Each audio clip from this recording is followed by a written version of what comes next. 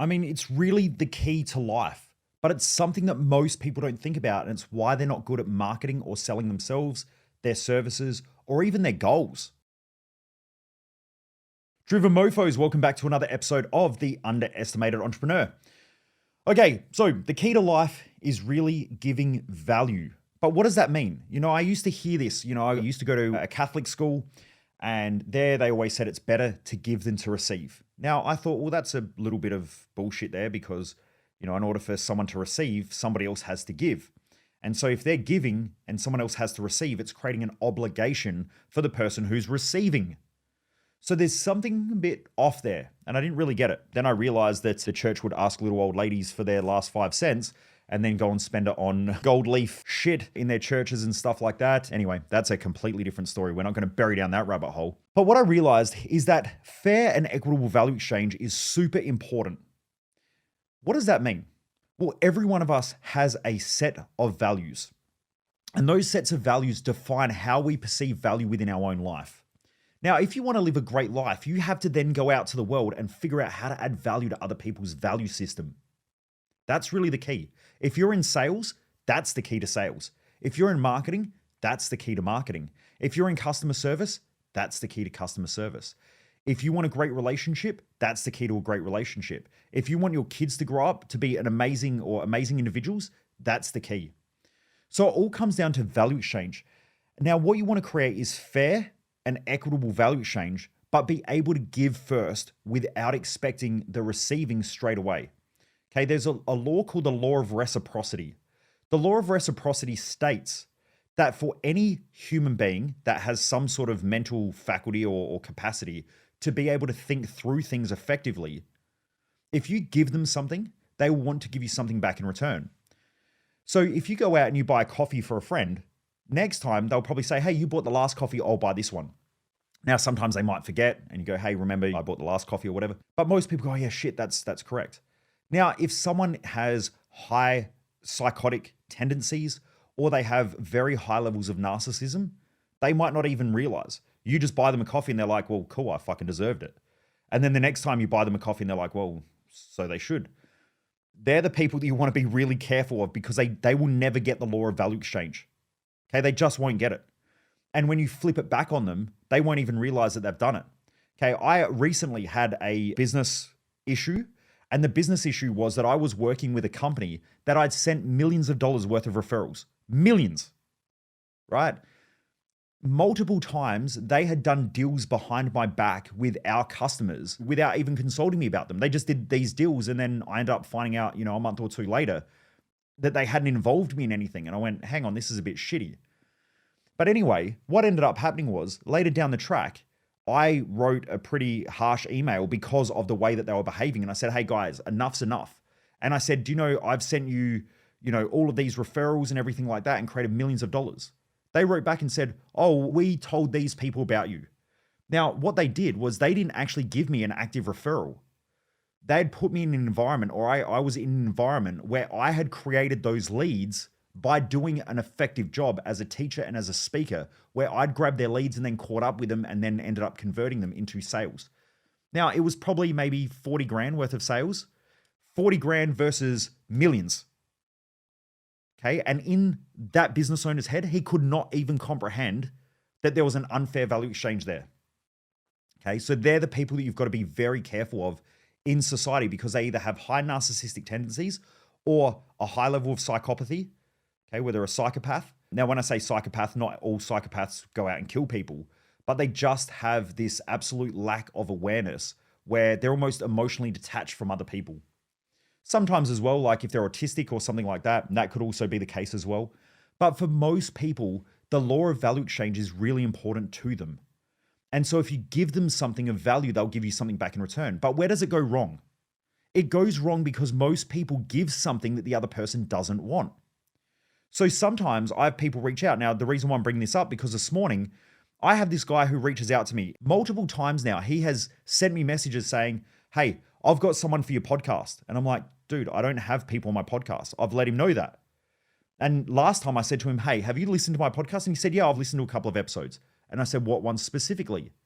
And I reckon he went and copied some of the just info off of the podcast and said, oh, these are some of the key things that I learned, but they're essentially taken off of the descriptions of the episodes. So I knew that he was full of shit.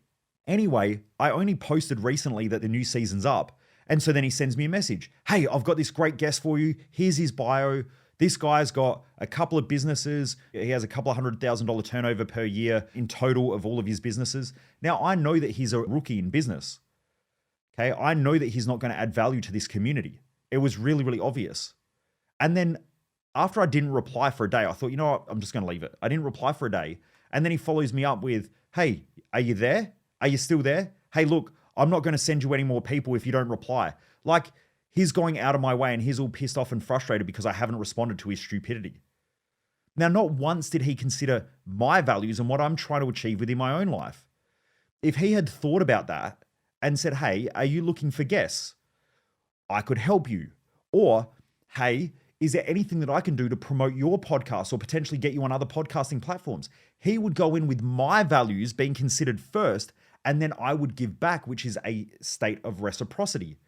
I'm consistently on other people's podcasts and I will place it on my podcast, share it across my platforms. So some of the guys and girls that I've done podcasts with, my interview is their number one podcast. Now they might only have 50 or 100 people listening per week. I don't really know. But when I share it with my database, it blows their podcast up because I'm helping them, because I know that it's important to them. But where most people go wrong is that they go, well, this is important to me, therefore it must be important to them. Okay. This happens a lot of the time with branding deals. I see it all the time in marketing. LinkedIn is the worst for it. Like LinkedIn, as far as a social media platform, is just an absolute pool of people who do not give a fuck about others. Every day I get friend requests or requests to connect. Then they connect with me and the first thing that happens is this thing pops up that tells me about them. Hey, Michael, I've got an e-commerce business that does X, Y, and Z. And I'm like, I couldn't give a fuck. Why? You friend requested me and now I have to sit there and spend 5 minutes reading your bio. Why do I care? That is just so bad. And unfortunately, I've had team members before where I've hired people in marketing where they come into our business and they do exactly the same shit to our database, which pisses me off. So if you've ever got any of those messages from me, it's not from me, it's from someone that I've hired to do a job of helping us to create better customer relations, and then they end up fucking destroying the relationship because they don't understand value exchange. So you've got to be really, really precise with how you create value with other people. You need to understand the person that you are communicating with. So for instance, when Mark Smith, who is now a mentor of mine, he is the head of operations or the CEO of OTR, which just sold for $1.1 billion. Now, when I first met him, I sat down, we got chatting. He started talking about some cars that he had back in the UK. And I said, oh, I've got an Audi R8. And he said, oh, I love that. He was telling me about his Audi R8. So I started creating a relationship with him on cars. Then I said to him, hey, look, one day I'll come pick you up and we'll go out for lunch. And he said, that'd be great. Why? Because I hit his values. I gave him something that he felt good about. Then when we caught up, I said, hey, next time, take it out for a spin. And so I've let him drive that car a couple of times when there are car meets on or shows. I let him drive that car. Now, yes, he could crash it. It could cost a lot of money.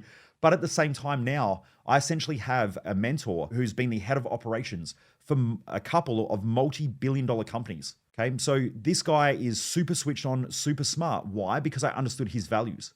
He also has a high value of social connection and friendship and business. And so we connect on those values. That's how I build good relationships, quality relationships with people. Normally, if I'm chatting to someone on social media and I think, hey, I want to be on their podcast, what I'll do is I'll go and listen to a couple of episodes. Then I'll go, hey, I've noticed, these things you speak about or whatever. Are you interested in having on a guest? In return, though, if I were to feature on there, I will share it with my database. So I'll put it on, I'll send out emails to my database. We've got like 40,000 people on our email list currently. It's growing every week now because we're sort of doing more marketing. I'll put it on my social media channels. I'll share the shorts and all that sort of stuff because I know that they want to grow their podcast. So I'm helping them to achieve their goals. And in return, they help me to achieve my goals. But I'm thinking about them first. I don't go in with, hey, this is what I want. I think that I could help with XYZ because that's a really fast track and a dead giveaway to any intelligent people that you're making this about you. So really think about that when you're networking, like when you're creating value with others. It's not about what you think that they want. It's about what they actually want. If ever I want to do business with somebody, the first thing that I do is I start adding value to them first up front. Now, sometimes I get nothing back in return, But that's the risk that you take. I've got another friend of mine who this guy is one of the world's biggest branding moguls. And for him, I tried to get in contact with him multiple times, couldn't get in contact. And I said, hey, look, I know that you live around this area. And I said, look, I would love to catch up. It's my shout for dinner, but I also know you love wine. I'm more than happy to pay for whatever bottle of wine that you like. And I would love to taste it. And I would love, for you to let me know why that is your favorite wine and what you love about it, because I would love to, share that experience with you. And anyway, I get a message back and he said, cool, I'll be there at this time. This is the times that I have available. I think it was only like an hour window from memory or something like that. Ended up buying a steak, got a bottle of wine, enjoyed it with him. And then we became good friends because it wasn't always about business. Sometimes it's about the relationship. Sometimes people are enthusiastic by having a young person that they can share information with and pass intelligent information on. So you just really have to think about the person's value system. In an intimate relationship, same thing. I know that Jess's values are different than mine. If I'm going to do something for Jess, Jess loves having experiences and doing activities and things like that, whereas I'm not so much like that. When we go traveling, she wants to go skydiving and bungee jumping and all that stuff. I'm happy to go with her, but that's not my thing. That's not what I enjoy most. I enjoy learning. So she will come with me to certain places where I get to learn, and I will go to places where she goes and has these crazy experiences. Sometimes I have them with her, like I did bungee jumping and did the canyon swing and stuff like that with her. They're not my highest values. They're not my values. They're her values. So I know in order to have a great relationship, I've got to add value to her values in order for the relationship to work. And then we communicate open and effectively about how we can do that together, how we can have these experiences together. We both love travel. So we travel. Jess will want to go on travel for experiences. I want to travel to learn. I want to travel to do business or connect with people. So we sort of have similar values, but they're not the same. But it really comes down to fair and equitable value exchange. Now, relationships that work over a long period of time do so because there is fair and equitable value exchange. If you're always just taking, or you're giving and saying, but I give you X, Y, Z, they might not give a shit. Only recently, there was a couple that I worked with. The husband said to me, yeah, but I provide all the money and I give you everything you want. And I stopped him and I said, you give her everything that you want, not that she wants. When you say, I give you everything that you want, you have a high value of wealth creation. So therefore, you work extremely hard in your business and you make a lot of money. Now, when she goes out and spends some money, you say, well, I did that because, that's all the hard work that I put in. Now, maybe she might not be rewarding you for that in a way, but you come home and say, I give her everything. You give her everything except the thing that she wants. She doesn't want the money. She wants to spend time with you. She wants to spend time together as a family. She doesn't want you working 24 hours a day, 7 days a week. And she doesn't want you on weekends thinking about work and being distracted when you're with family. She wants you to be present with the family because that's how she perceives value.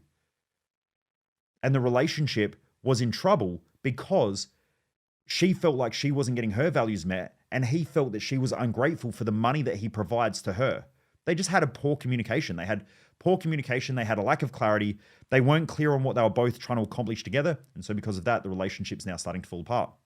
So, one of my suggestions was make sure you get a ticket to Thrive Time, come along because you'll understand your values.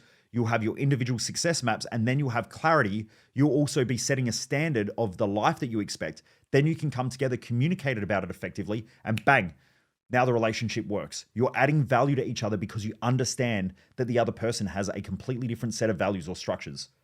Without that, what was happening was both parties were projecting onto each other what they wanted and they expected the other one to fit into their values. But all it did was it created resentment and it pissed the other one off. Not a good idea. Anyway, Driven Mofos, I hope that helps. Remember, giving value first is the key, but make sure it is within the other person's values, not your values. Because you might think I'm giving to them, but they don't perceive that you're giving to them because it's not in their value structure. Have a great day, Driven Mofos. Keep kicking ass.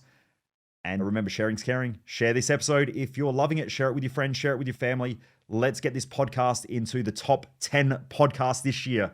All right, let's rock and roll, everybody. Have a great day.